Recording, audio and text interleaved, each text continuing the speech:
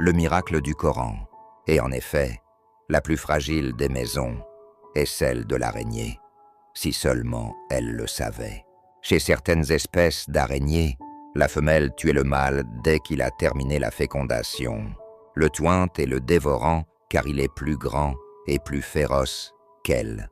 La femelle dévore ses petits, sans pitié. Chez certaines espèces, la femelle meurt après avoir fécondé ses œufs, qu'elle couve généralement dans un sac de soie. Lorsque les œufs éclosent, les araignées émergent et se retrouvent dans un endroit très encombré à l'intérieur du sac à œufs. Les frères et sœurs commencent alors à se battre pour la nourriture. L'espace où les deux, un frère tue son frère et sa sœur, et une sœur tue ses sœurs et son frère, jusqu'à ce que la bataille se termine avec seulement quelques araignées restantes qui munent et déchirent la paroi du sac à œufs. Dieu Tout-Puissant l'a utilisé comme exemple de faiblesse et de fragilité, car il manque la signification la plus simple de la compassion entre un mari et sa femme, une mère et ses enfants, un frère et son frère et sa sœur, et une sœur et sa sœur et son frère.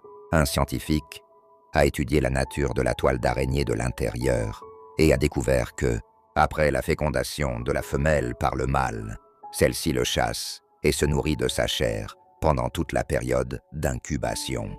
Après l'éclosion des œufs, les larves se nourrissent des plus faibles.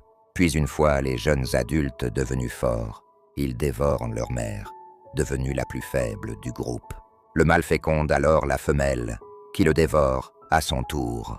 La faiblesse de la toile d'araignée réside donc dans la faiblesse du lien familial qui unit ses membres. Décrire la maison de l'araignée comme la plus fragile des maisons est une indication claire du caractère miraculeux du Coran et de son origine divine.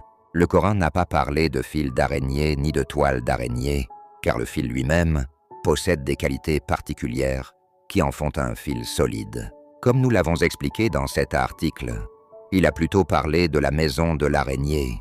La distinction entre la fragilité de la maison et la solidité du matériau qui la compose est peut-être démontrée par l'utilisation du mot « maison » dans le verset, et non de fil ou de réseau, de sorte que le Coran continue de nous écrire des versets et des preuves miraculeuses qui font taire les langues acerbes et étonnent les esprits impartiaux.